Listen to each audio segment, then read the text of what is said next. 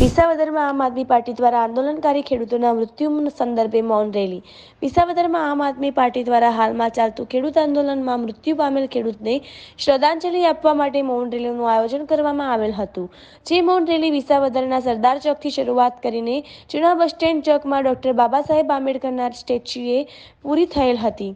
આતંકી આમ આદમી પાર્ટીના મહિલા નેતા રેશમા પટેલ દ્વારા શાસક ભાજપ સરકાર ઉપર આક્ષેપ કરેલ હતો કે આંદોલનકારી ખેડૂતોને ઉપર જે ગોળીઓનો વરસાદ કરેલ છે તે બંધ કરો, નહીંતર આ ખેડૂતો તમારી સરકાર હલાવી નાખશે તેવું જણાવેલ હતું. મૌન રેલીમાં આમ આદમી પાર્ટીના જૂનાગઢ જિલ્લા પ્રમુખ રાજુ બોર ખત્રિયા, રેશમા પટેલ, વિસાવદર શહેર પ્રમુખ સુભાષ ગોંડલિયા, મુન્નીસ પોંકિયા, હરીશ સાવલિયા સહિતના કાર્યકરો જોડાયા હતા. રિપોર્ટર જયેશ દેવમુરારી, વિસાવદર. વિસાવદર ખાતે મૌન રેલીનું આમ આદમી પાર્ટી પરિવાર દ્વારા એક દુઃખ વ્યક્ત કરવા માટે મૌન રેલી કાઢી છે. જે ખેડૂતો પોતાના હક માટે લડી રહ્યા છે, જે ભાજપ સામે આંદોલન કરી રહ્યા છે, આજે એના ઉપર ગોળીઓ વરસાવવામાં આવે છે અને ખેડૂતના દીકરાને શહીદી વહોરવી પડે છે.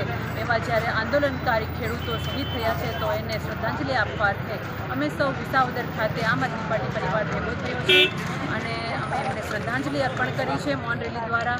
અને આ દુઃખમાં અમે સહભાગી થયા છે અને ભારતીય જનતા પાર્ટીને એટલું કહેવાનું છે કે એક ખેડૂતના આંખમાં આંસુ આવશે ને તો તમારી સત્તા ક્યારેય નહીં ટકે. એટલે સત્તા ભૂખ્યું ભારતીય જનતા પાર્ટીને એ પણ મારે વિનંતી કરવી છે કે ખેડૂતના દીકરાઓ પર ગોળીઓ ન વરસાવો. એ પૂરા જગતને જમાડે છે, પૂરા જગતને જીવાડે છે. ત્યારે આવા કૃત્યો કરીને પાપ જે કરી રહ્યા છો એનું તમે ભાગીદાર છો અને ચોક્કસ તમારે ભોગવવું પડશે. એટલે જય જવાન જય કિસાનના સાથે આજે ખેડૂતની દીકરી તરીકે અમને જે દુઃખ થયું છે અને સરકારને અમે કહીએ છીએ કે આના પરિણામ તમારે ભોગવવા. જય કિસાન.